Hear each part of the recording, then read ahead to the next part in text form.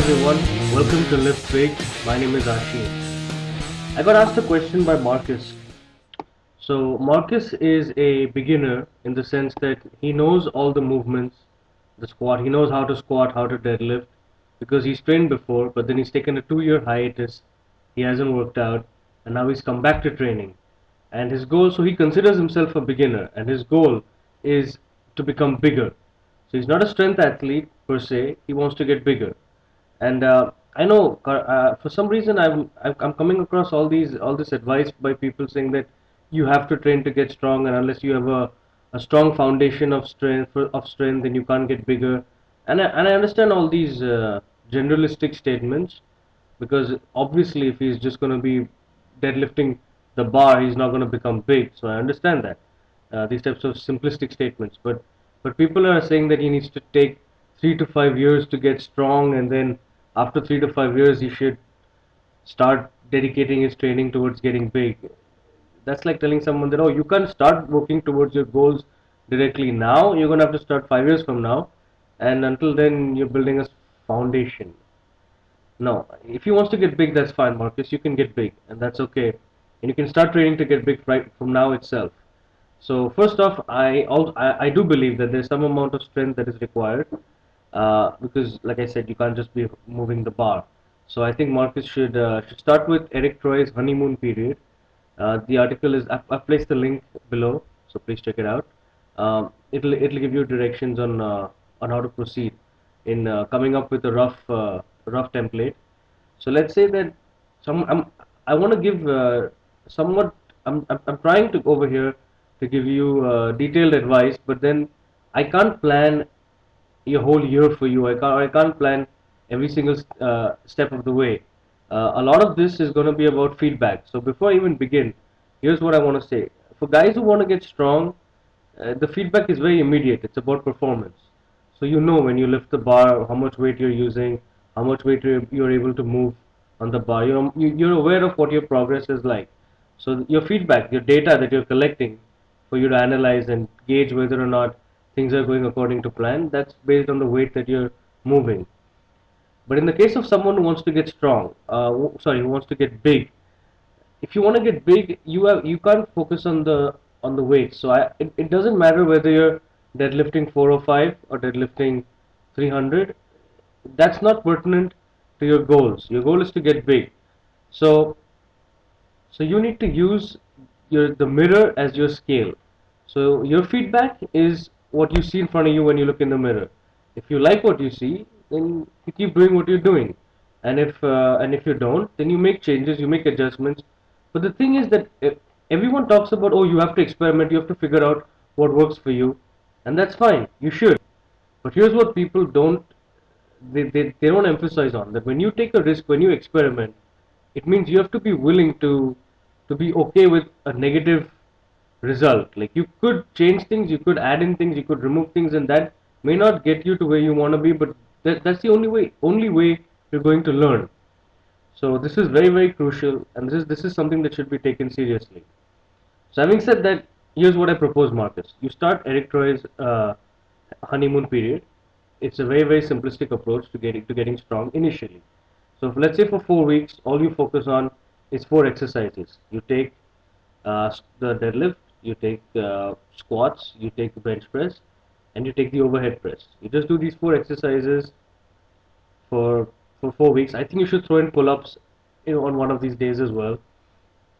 So you have 4 exercises, five actually, exercises for 4 weeks. I know it's going to sound very boring, and you're going to be like, oh my god, how can I dedicate a whole training session just on deadlifts, uh, just to do deadlifts? Well, in that case, it depends on your intention. If you want to get good at it, you're going to put in the effort, you're going to try to work hard. So, and you have to work hard one way or another. So you should, if you're going to go from 135 to say 225 pounds on the deadlift, and you're going to take 5 pound increments or 10 pound increments, that's a lot of sets, and it's a lot of quality volume that you can put in, and you can focus on various aspects of the pull, of prepping yourself. All this is fine. It's just to get you started.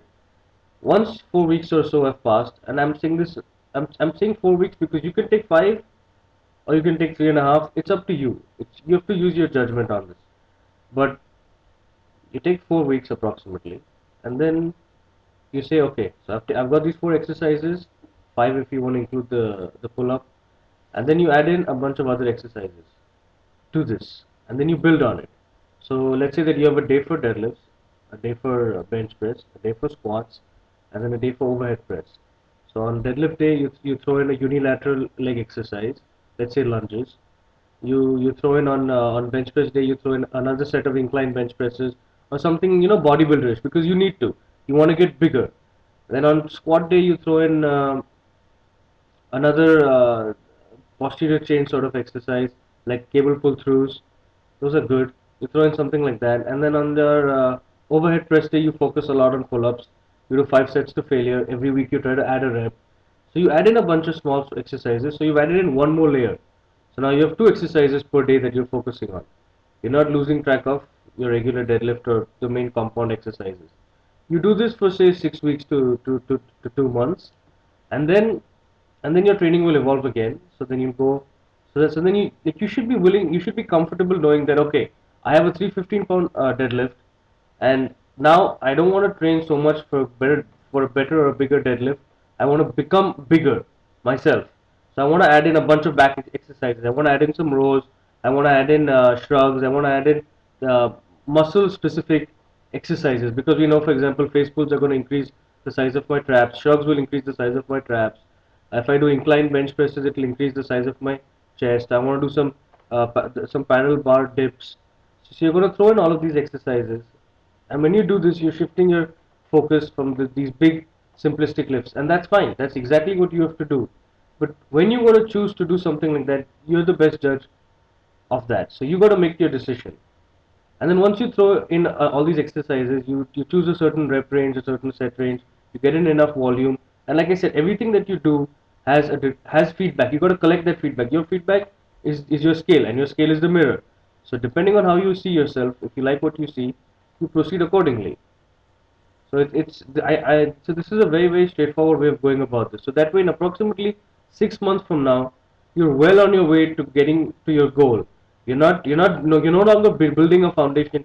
I don't think at any point of time you should stop doing the big compound lifts. I think they help. I think they add a certain amount of there's a certain amount of confidence in your ability to own a certain weight that is important. It shapes your it shapes your training. It makes a difference. It's it's not the most important thing for you, because your goals are not to become a better squatter or a bench presser, but this helps. It evens out all the edges, so to say. So you want to throw these exercises in, but you got to be willing to take risks, to experiment. So, and I'm just throwing this out there. So for example, Kai Green, if you look at his back training videos, he's got he does things in a reverse order, and personally I found this to be good as well. He starts off with traps, then he moves to like heavy row exercises, and then he ends the workout with a heavy deadlift set, and that's fine. That's what works for him. But you got to experiment. You won't do this all the time. And as a bodybuilder, you have to do all those things that bodybuilders do. You got to focus on the muscle pump. You got to focus on feeling the muscle when you're lifting. There are all these things that are just not important for a strength athlete, but they're important for you. But you should spend about, like I said, start off with the honeymoon period, work your way up, and then like 6 months from now, you should have some idea of what will work for you, what will not work for you. But irrespective of how you train, food is very important. And I'm not going to get into whether or not you're an ecto. I don't care about all these labels and fitting people into all these blocks. It doesn't matter. At the end of the day, like I said, the mirror is your scale. So if you are eating wrong, then you'll see it.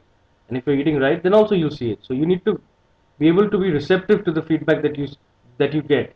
So just be open to that, interpret it correctly, and you'll be fine. Experiment, and you'll grow. So I hope this answers your question. Thank you very much for watching. Please subscribe to my channel. Thanks.